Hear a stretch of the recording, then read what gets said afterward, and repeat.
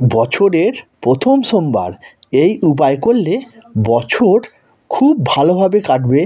নতুন বছরে সমস্ত বাধা বিপত্তি থেকে মুক্তি পাবেন।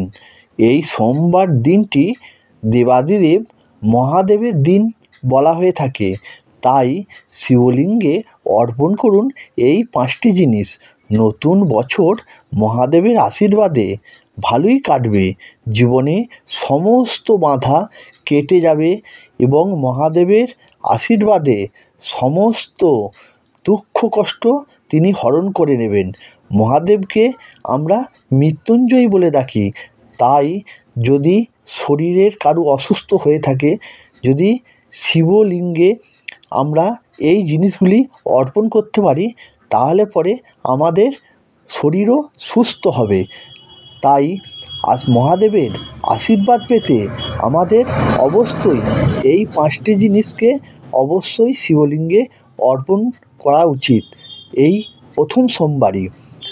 জীবনের পরম আনন্দ ও পরম শান্তি পেতে, মনস্কামনা পূর্ণ করতে শিবলিঙ্গে অর্পণ করুন এই 5টি জিনিস।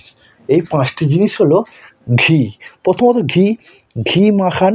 কথায় বলে যে বাড়িতে শিবলিঙ্গ যত চকচকে সেই বাড়ির ভাগ্য তত উন্নত। তারপর মধু মাখান। শিবলিঙ্গে খুব ভালো করে মধু মাখিয়ে দিন।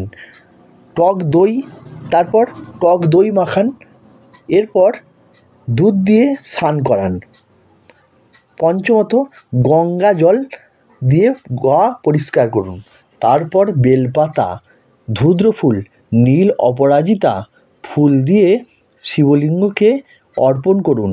এরপর অখণ্ড আতপ চাল আর দূর্বা নিবেদন করুন। মনের সকল ইচ্ছা বাবা মহাদেবকে জানান। দেখবেন বাবার আশীর্বাদে সকল মনস্কামনা পূর্ণ হবে এবং সকল বাধা দূর হবে। নমস্কার।